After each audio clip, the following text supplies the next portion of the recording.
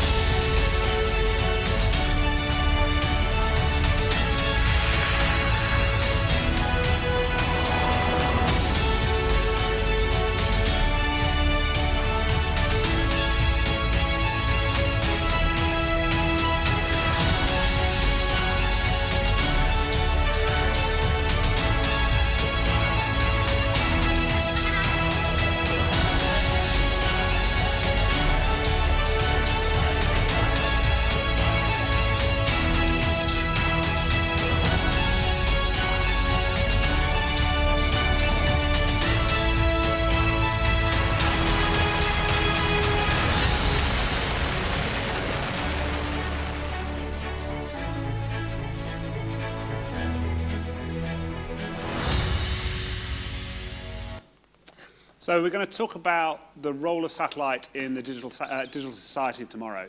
And I'm going to take you through 3 sections. I'll be roughly 40 minutes. And then we've got around 20 minutes for questions after that, I think. And I've got lots of colleagues from Inmarsat in the room. In case you ask really detailed technical questions, I'll be deferring them all out to them. So in terms of the discussion, we're going to talk about 3 topics. The first one is in this world of hyperconnectivity, where everybody's connected all the time, why does the digital society need satellite at all? So having hopefully established a need, we're going to look at the technology and how we're innovating as an industry and as Inmarsat to meet that increased need. And then finally, we're going to talk about the difference that this makes to the planet, the difference we're making today, and how we might expect that to change tomorrow as the industry evolves. So let's start with the first of those and talk about why satellite. So the strategic context for that is that we're in an era of hyperconnectivity, an expectation of pretty much everybody under the age of 30 to be connected all the time, to be continuously tweeting, connecting, and streaming. And it's not just people. It's devices.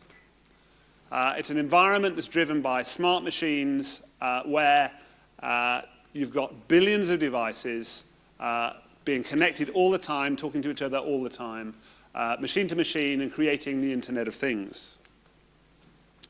And it's driven by applications.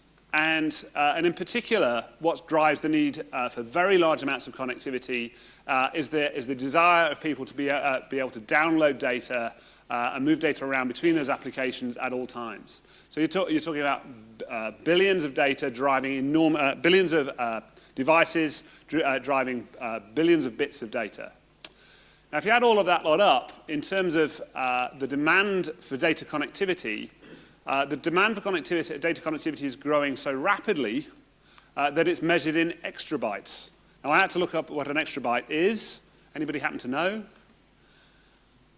It's a billion bytes. So it's a lot, and it's growing at a phenomenal rate. In fact, a compound annual growth rate of 53%. That's 75 extrabytes a month by the time we get to 2020. So if the total sum of human knowledge today could be stored in about 150 extrabytes. So you're talking about every 2 months, doubling the sum of human knowledge in terms of the amount of information that's being stored. Absolutely phenomenal amounts of data. But terrestrial connectivity is increasingly capable, isn't it? So if terrestrial connectivity is increasingly capable and increasingly mobile, why do we need satellite? Well, the first of those reasons is that satellite provides you pervasive coverage. And if you noted on that picture a moment ago of terrestrial connectivity, you'll have seen that there are large black holes all over the world still.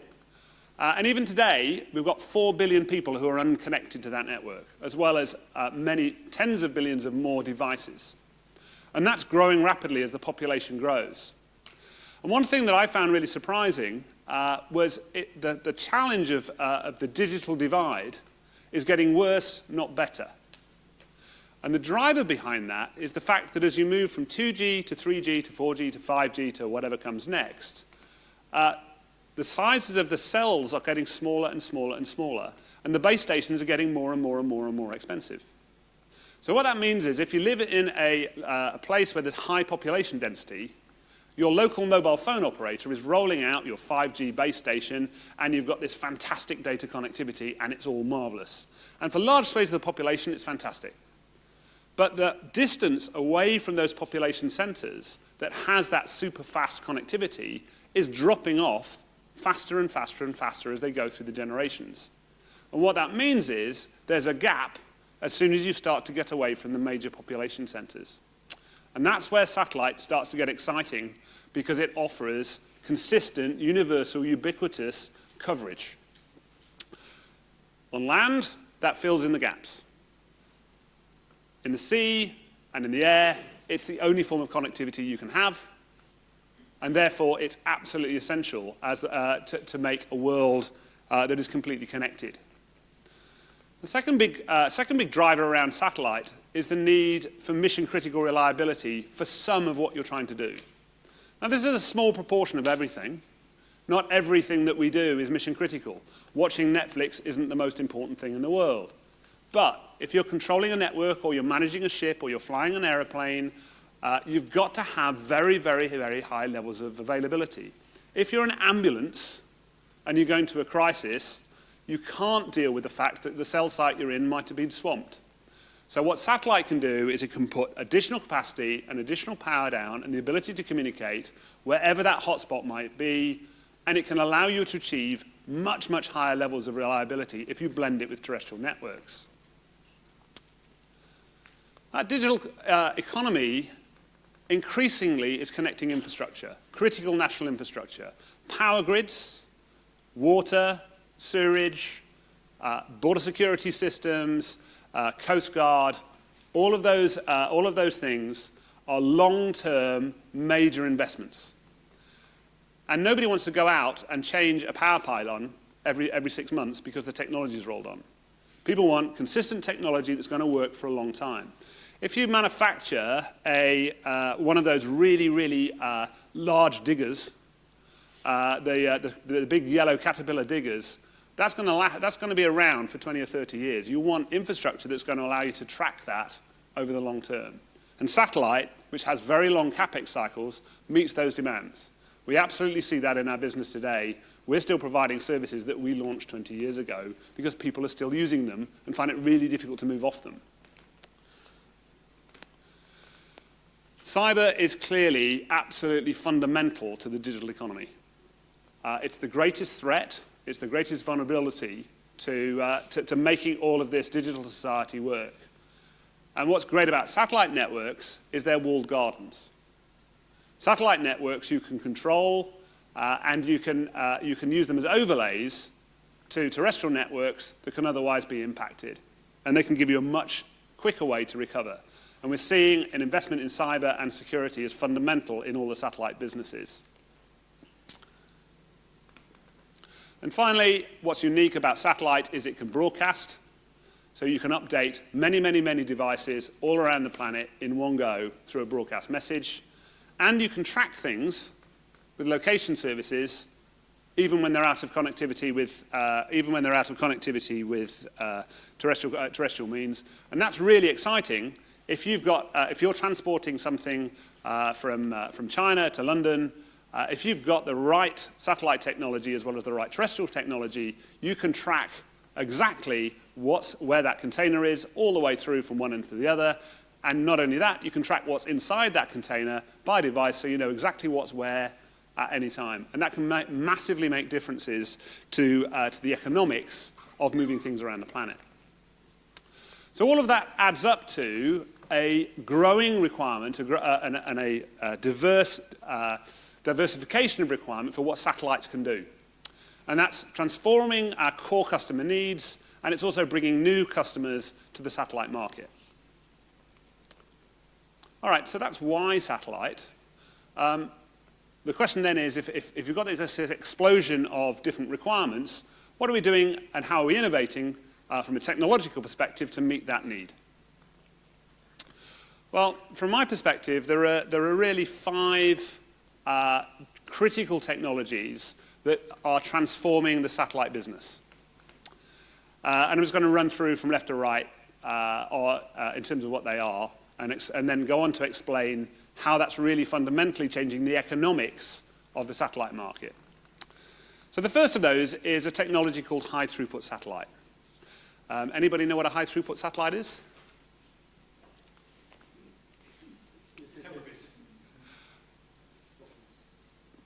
Very good.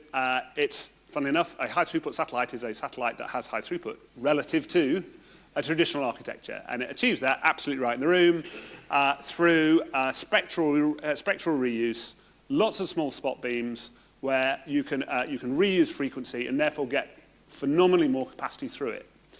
To give you an example of that, if you look at the comparison of the amount of military UHF spectrum in the world, which is generally delivered using traditional UHF capacity, traditional types of satellites, and you compare that to our L-band network, which uses spectral reuse, our ability in the L-band spectrum is the ability to support thousands of users, where they're talking about hundreds of users within the traditional satellite architecture.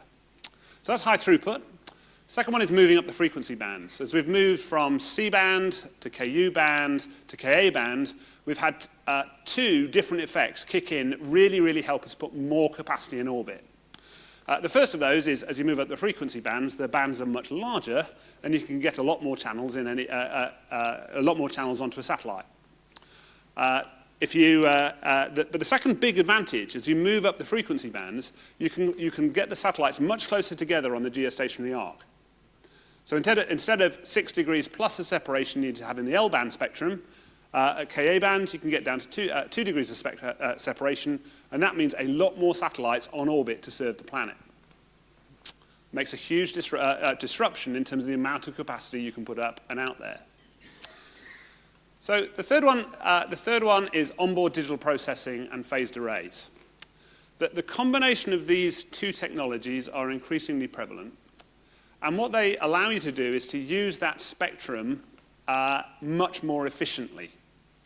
Now, to give you just to give you a flavor of that, if you compare our I-4 series of spacecraft, our Inmarsat 4 series of spacecraft, with our next generation Inmarsat 6 series, the Inmarsat 6 series has a lot more digital processing, and because of it, we can get 3 times the amount of capacity out of those satellites with the same amount of spectrum.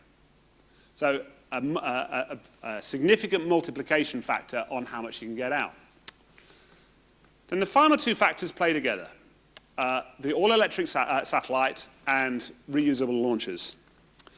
Now, there's an apocryphal story, and I don't know whether it's true, and I'm sure somebody in this room does know whether it's true or not.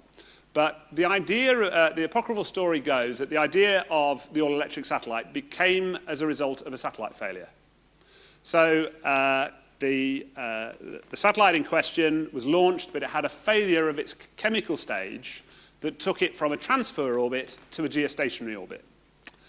And the clever engineers who didn't want to write off this $500 million satellite said, hold on a minute, I've got ion thrusters, what I would know as a cathode ray tube if I understand the technology correctly, that's normally used for geostationary, for station keeping, just for nudging the satellite up and down and left and right, keep it in the right place in the geostationary orbit. But if I've got patience and I'm prepared to wait 6 to 9 months, I can use those cathode ray tubes to lift the satellite up into a geostationary orbit. And they tried it, and it worked. And having tried it and realized it worked, they then figured out that actually, if they're prepared to have a launch plan that includes that 6 months or so of getting on station, you can get rid of the chemical phase. And that gives you two possibilities. One, you get rid of the chemical phase and you make the satellite a lot smaller, which means you can get it on much cheaper launchers, which really reduces the price point. Or you can go the other way and you can cram a whole bunch more payload electronics into it and get a really, really powerful satellite for the same volume or mass that you had before. Either way, you absolutely transform the economics.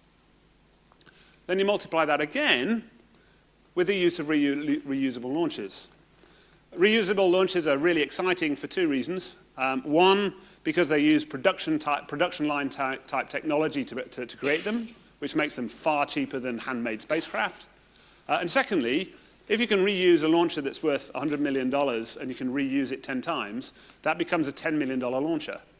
Now, put a bit of reuse cost and all the rest of it, you're talking about a very significant change in the cost to get on orbit. We had our first ride on one of Elon Musk's SpaceX spacecraft last year, out from the Cape. First time I've seen a Cape launch. Beautiful to watch, absolutely beautiful to watch. But what was even more exciting than that, for me, was just getting to talk to the team that put that spacecraft together. And the way that they are driving the edge of technology with every flight is really impressive. They're just pushing the boundaries on every mission. And that's playing out to transform the economics of launch. So they're the key disruptors. What does that all mean? Well, what it means is a material change to the cost of a satellite and what you can do with it. So if you take the example of using the space up rather than making the satellite cheaper, you start to get something that looks a bit like this. The numbers are very approximate, they're just to give you a flavor. But a traditional designer spacecraft with a conventional architecture might have cost you about $350 million. And you'd have got about 16 gigabits of capacity through that. The mass behind this is all a bit approximate, so don't check my mass, but you'll get the flavor. If you go to a high throughput architecture, you start to use some of those phase array techniques and digital processing. You're starting to get to the point of getting up to 150 gigabits. But what's important is the price hasn't changed very much. So the impact on cost per bit or cost per megahertz is very significant. Now, if you go forward in time, as our expert, thank goodness because he's on the committee, pointed out, we're talking about getting towards a terabit spacecraft very, very soon. Again, for a similar sort of cost. And the net effect of all that, of course, is to drive down cost. Now, that's not the only bit of innovation that's going. The other bit of innovation that's going that we're all talking about is the LEO networks. Now, last time I checked, the team's tracking about the team in Inmarsat tracks about 28 of these different LEO networks that people are trying to make happen. So 28 different businesses trying to launch a LEO network and create a business out of it. Most of those LEO networks are focused at providing domestic internet. So they're not really in the core space of our business, which is mission critical mobility. But what they are doing is transforming the technologies and the economics behind the whole industry. And that's actually giving us all a big bump. It's giving us all a big benefit. If you talk to the financial analysts, they, in the markets, they reckon 1 to 2 of these networks will be successful. You know, maybe they're going to be a little bit better than that. Maybe it's 3. And I think it's reasonable to expect some of the big operators like Inmarsat and SES and Eutelsat, they're probably going to take one of these that doesn't quite make it and probably pick it up and leverage off the back of the technology because someone's going to pay for all of that investment. We might as well leverage it. Regardless of whether one network is successful or 2 or 3, adding these LEO networks is going to really add a lot more capacity up on orbit, and that's really going to help in terms of the available amount of data to support the applications that people need from domestic internet through to the mission critical stuff that we do. So what is that all doing to what's available and how much it costs? Well, if you go back to 2012, there's about 300 megabits in total on orbit. across all the satellites that were in play across all the frequency bands. Now, if you roll that forward, you can start to see how it's really racking up. So by 2020, if I take data from Northern Skies Research, you end up at about 27 terabits of total capacity on orbit. That is a profound difference. Now, what's the impact of that? Well, the impact of that is clearly not only a lot more to do a lot more things with, but it's also a very significant reduction in price. We've seen an 80% reduction in the cost per meg over the last 5 years. 80% reduction. So, what used to cost you 4 now costs you 1. Very, very significant difference in terms of how much it costs to do things over satellite. And that's already opening up lots of opportunities and markets that weren't available or affordable before. But if you roll that forward, we're talking about, over the next 5 years, an expectation for maybe another 10 times reduction in cost. So that means you're going to either go for very, very cheap satellite, if you're a very small device and you don't need lots of connectivity, or lots of bandwidth at a very affordable price. A complete change in the economics of the downstream applications associated with these services. Inmarsat has been a disruptor through all of this story, and it's a great advert for the UK space industry. Inmarsat, as you know, is a UK operator based out of Old Street Roundabout. If any of you ever want to come and visit, the Satellite Operations Centre is very cool, very worth visiting. But we also buy a lot of UK technology, particularly from Airbus, who's our biggest supplier and also one of our biggest customers. So if you look through the constellations, right back in 2005, we started to use high-throughput satellites. So really at the bleeding edge of the use of that spectral reuse type technology. And then in 2013, we kind of went a little bit further with AlphaSat and putting a lot more processing technology sitting behind that for a very complex spacecraft. Roll into 14, and we started to build the first of our high-throughput Ka-band satellites. GX1 went up in 2014, and over the next couple of years, we launched 2 more to give us global coverage and global capability of a high-throughput satellite network, which we blended with our L-band. Now, what the great thing for Inmarsat is that L-band remains a very relevant frequency if you want robust communications. L-band is a really robust frequency band. So we blend the L-band with a high-throughput Ka-band to give a service that is both mission-critical and high-throughput. First 3 GXs up in Sky. It's a very successful program. It's rolling out in terms of users, and I'll talk a little bit more about that, giving you some examples shortly. But we've carried on augmenting. And one of the things you'll notice is these dates are getting closer and closer. And what's happening is, because of that demand explosion, instead of waiting for a satellite to come to its end of life, 20-year lifespan, we're now overbuilding our networks. Satellites on satellites on satellites in order to meet the total demand. And what's great about that is, instead of being frozen in the economics of the satellite you built a satellite, the economics stayed the same for 20 years, and then 20 years later, the economics shifted down in a big square wave.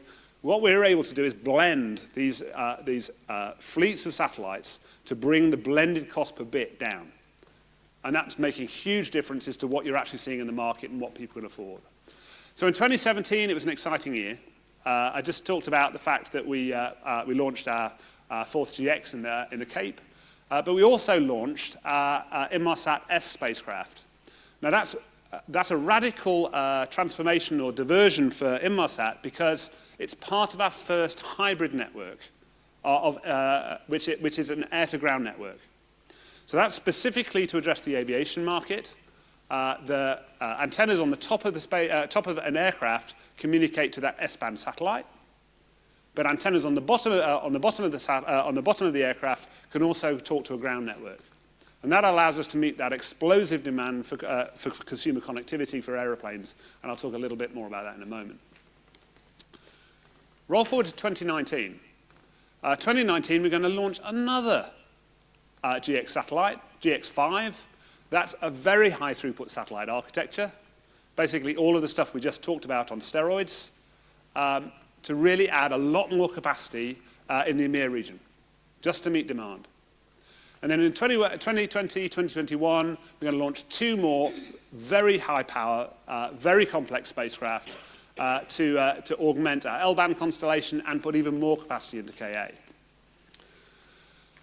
So let me just give you a kind of 2 ends of the envelope, or the 2 benchmarks of technology. Our GX F5 spacecraft is being built for us by Thales.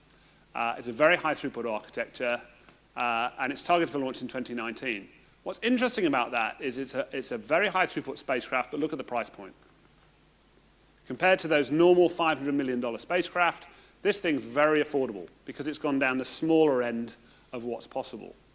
And that's going to give us all that capacity in the Middle East, Europe, and Indian subcontinent. At the other end of that envelope of what's possible is Inmarsat 6, which is a super complicated, absolutely state-of-the-art spacecraft doing both L and KA. Built for us by Airbus Defence and Space, this is our opportunity to really push the boundaries of what the UK can do. Really, really exciting program. So we don't just innovate in space, we're also innovating on the ground by collaborating with technology providers on different terminal equipments. So I'm just going to show you 3 just to give you an illustration of what that looks like. This is a flat panel antenna we call the Swarm terminal. It's a terminal you can take anywhere on the planet. It'll give you tens of megabits of capacity wherever you are, and it fits into a backpack. Transformational kind of capability for militaries, but also for disaster relief and emergencies. This is a program I'm particularly proud of. If you see the big bump on the back of this in the middle, this is the Royal Australian Air Force's latest C-130. And what we've done is put a pipe that can give them between 10 and 20 megabits of capacity into an aeroplane and megabits of capacity off the aeroplane. And they can fly that anywhere on the planet and get a completely consistent universal service. So we've had this up in the air with an Air Vice Marshal in the back running a video conference between his command headquarters with the State House whilst in the air on a mission. We've used this to do real-time streaming of the dropping of the Christmas parcels on Easter Island. This very first aircraft, this is the very first craft that they have that's fitted, has one big problem. And the big problem is it's being run into the ground because it's the only aircraft anybody wants to take, because when you've had a connected aircraft, why would you want an unconnected one? So we're busy rolling this out across the Australian fleet right now, and it's a fundamental part of their new strategy to have every asset connected all the time, everywhere. And then this is completely the other end of the spectrum. This is what we call the Lunchbox. So it's a little terminal. It's about the size of a lunchbox, which is why we call it a lunchbox, officially known as the Aviator 200 UAV from Cobham. This is on our L-band network, and it allows communications with real-time video to very, very small UAVs. That UAV you were totally talking about cockpit space is about that big. Total UAV probably from here to the wingspan, probably from here to that table. So small, very, very affordable UAVs. Now there's a video on here, so I'm not sure it's going to run. No, it's not. So can I just ask you if you just click on the screen, it should play you a video if I'm lucky. There we go. Oh, we're going to be lucky. There we go. So you've started to get an idea. It's a very small UAV. This is the actual imagery that was done over the satellite. Yes, it's jerky, but look at the quality. So that's going across a link that's only 100 kilobits. Now we're using very, very clever software to allow you to get that kind of image quality off a UAV. But we can deploy that beyond line of sight, both controlling the UAV and pulling imagery off with a really, really small antenna. So lots and lots of other innovation. Inmarsat spends about $600 million a year on new technology and innovation. So if you compare that to the amount of money that, for example, that governments can spend in space R&D, you can see how it's really driving the industry out. It comes from the technology, from the commercial side, rather than from the government investment. All right, so what? What does all that mean in terms of the difference that means that we can make in the market? Well, let's start with shipping. Inmarsat's biggest market. It's about half of Inmarsat's revenue is about connecting to ships. And what we're seeing in the shipping market is a transformation from smart ships to smart fleets to complete smart shipping industry. What's driving that?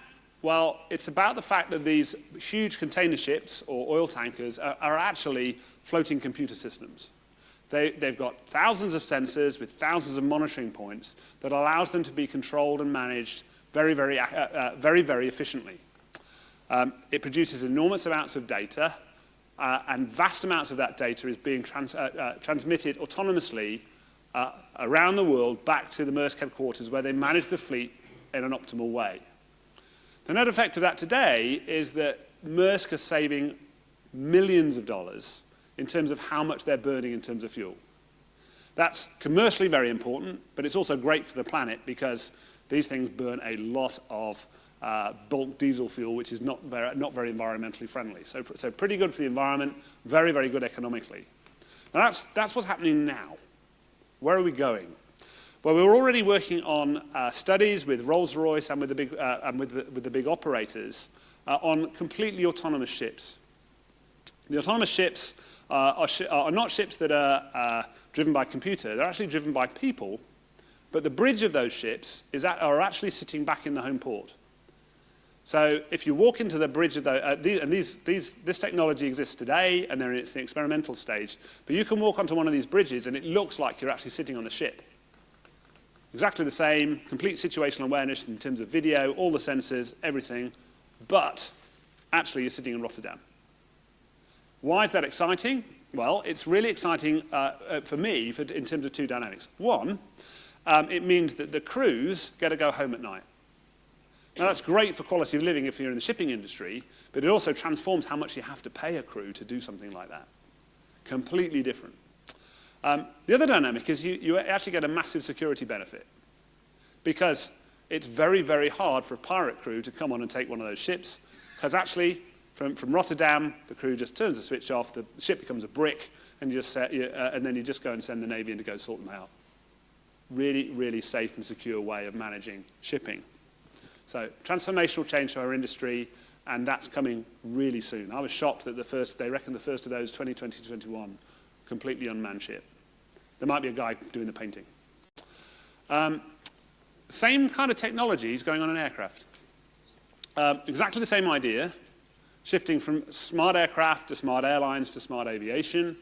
Again, taking all those digital sensors on an aeroplane and leveraging that to create a far more reliable, far more cost-effective aircraft. A lot less time on the ground means that the economics of the airline becomes much more attractive. Now, that's aircraft in terms of the platform, and we're seeing that both in the commercial industry and in the military side. But the really big market, the big explosion that's transforming what's going on in the user domain is in-flight connectivity. The projection is that by 2025, we'll have 5 billion connected passengers in the air using satellite to connect. 5 billion. The revenue opportunity off that is enormous. Potentially, we're talking about an industry, even in the early 2020s, that could double or triple the size of our business as Inmarsat. So, absolutely transformational market. Inmarsat's doing really well in that space. We're one of 2 market leaders today, and it's getting a lot of focus because it's growing like crazy.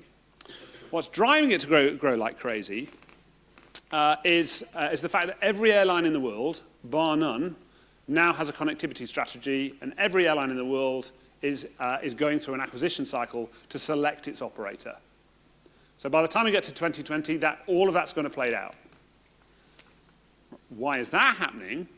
Well, that's happening because in a recent survey that we did across thousands of airline passengers, we were amazed to find that 50% of passengers would rather have Wi-Fi connectivity than they would an in-flight meal. Now, I'm not voting that way myself, but it just shows, particularly when you're looking at a youth audience, for a youth audience, it is more important to be connected than just about anything else. I have had the experience of flying back on an unconnected aeroplane when my colleague was on a connected aeroplane. And has anybody ever done that? Done a parallel flight with somebody who was on a connected aeroplane whilst you were on an unconnected one? It is one of the most painful experiences you can possibly imagine, because it goes like this. You get on the plane, you think, I've got 12 hours, and I was flying back from Sydney, 12 hours of glorious peace and quiet. I had all my emails stacked on my hard drive, and I don't know how you guys are, but that feeling of getting to zero in your inbox is one of life's great pleasures. And so, for the first 7 hours of this flight, I had a couple of glasses of wine, and I plowed through my email, I cleared it all, and I then worked on a paper. And by the time I landed, in that case, I was flying back through Dubai. By the time I landed in Dubai and redocked my machine, I had completely cleared everything, and I'd written this beautiful piece of work. I hadn't slept, but I was looking forward to a nice sleep on the next part of the flight. And I was very proud of myself until I read the inbound box. And unfortunately, my VP of sales, my vice president of sales, had been on a connected aeroplane. And the whole world had moved 3 times since I had taken off. Everything that I'd done was completely wasted. Completely wasted. All of that work, 7 hours, absolute waste of time. That frustration feeling that you have at that point says, as a business traveler, I'm going to try really, really hard to choose to be on a connected aeroplane. Now, airlines make their money from business travelers. So if your business traveler is even thinking about switching from one airline to the other because he's either connected or he's not, this becomes a big deal. And that's why every aircraft company in the aviation business in the world, every airline in the world has a connectivity strategy. And that's why this is so important. So really transforming our industry. My day job is defense and security. I run the government business. Again, we're seeing all the same themes of going from smart troops to smart squads to smart missions because of that ability to connect devices, to connect people in secure ways, and to take it down to a level that was never possible before. You can come up with whole new ways of operating as a security force or as a first responder if you can provide this level of guaranteed connectivity. And it's transforming the world and changing the market. I won't go into the details, but feel free to grab me afterwards if you want to know more of what's going on in that space. Same dynamic in energy. Exactly the same dynamic in energy. Very smart, very complex, drilling platforms producing terabits of data, again, being connected through these dynamics and transforming the industry. And almost finally, transport. Today, we're providing satellite connectivity to rail, running across continents. We're connecting that big, heavy industrial plant to satellites so we know where it is, and we can maintain it, and actually people can provide power by the hour, even into bulldozers and diggers. And not yet, but soon, we'll be into connected cars. Connected cars is a fascinating market. Over 2/3 of new cars will be connected by 2025. And if you've read any of the stuff or watched any of the stuff on Tesla, which I find really, really fascinating, you'll see how the models of autonomous cars are going to completely change the way we think about transport, completely change the world. But those cars need to be connected. They're safety-critical systems that are going to be taking you home.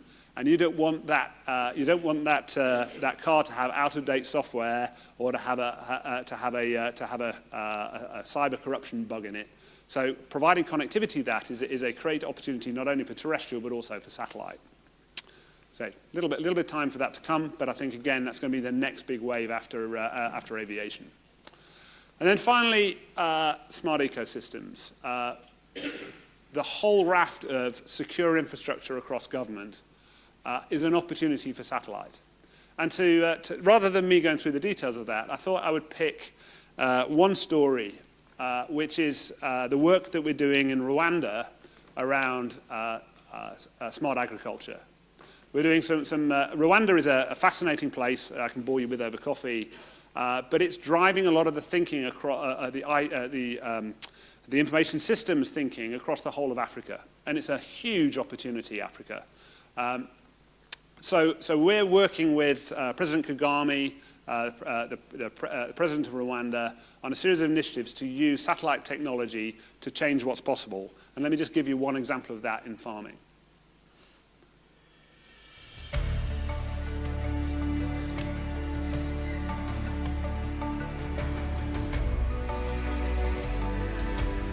Africa is changing rapidly. Urbanization is a major challenge on the continent. And Rwanda is at the center of the continent and also at the center of the ICT strategy to enable its citizens to be smart and to create a smart economy. There's huge excitement around the youth and the students and entrepreneurs around connectivity and the smart Internet of Things. And it's really exciting at the moment to be part of the initiatives. One of the projects Inmarsat has been working with is supporting the Mesquite project. And Rosine was an immediate, vibrant, driven, passionate person that we got behind to solve smart irrigation problems with small and medium-sized cooperatives.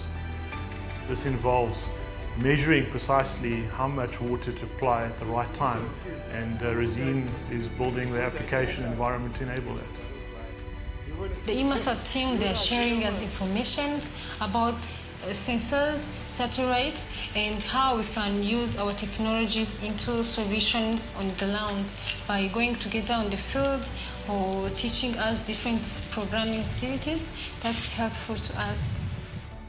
The individual sensors themselves will include things like soil moisture sensors, leaf wetness sensors, and nutrient sensors. So we're providing Rosine and her development team the building blocks from which they can develop on. So the data will move from a sensor to a LoRaWAN base station through the BGAN satellite network into the Inmarsat Think Park environment. From then it will go into an application that will then manage all the data and the insights around it. It might correlate weather data together with soil data and then automatically actuate on the irrigation system to turn on sprinklers. Irrigation will help our farmers to increase their productivity through the use of their land all the time in all seasons. They used to grow crops in season B only. In Rwanda we have 3 seasons. Where 2 seasons are for agriculture and one only for sun season where people can't cultivate without using irrigation. Inmarsat can work with us to help him improve the yield production. He has many crops. The help from us and Inmarsat will be helpful because having those sensors, having programmings, having the irrigation, it will be like combining our energies as 3. We intend coaching her through different ways from a technical and a commercial perspective and creating a blueprint that enables not only one particular crop but multiple crops. It also allows it to be scaled to many countries. And I'm very excited about the opportunities that it presents, and we're really looking forward to making a difference in Kigali and the African continent.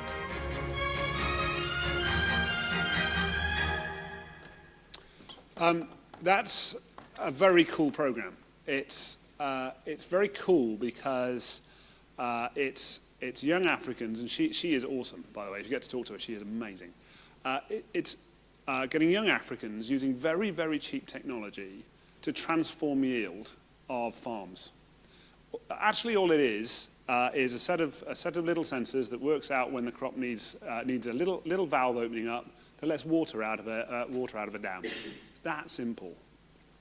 What sits behind it is a whole bunch of really clever analytics and computing power that they can they can manage centrally in Kigali, which is actually a very modern city, that can figure out exactly when's all the rainfall coming, how much moisture is in the soil, and they can let out water in a very, very economic way, so you can transform production. You can get 2, 3, 4, 5 times the amount of crop growth out of this farm with these really, really cheap little sensors.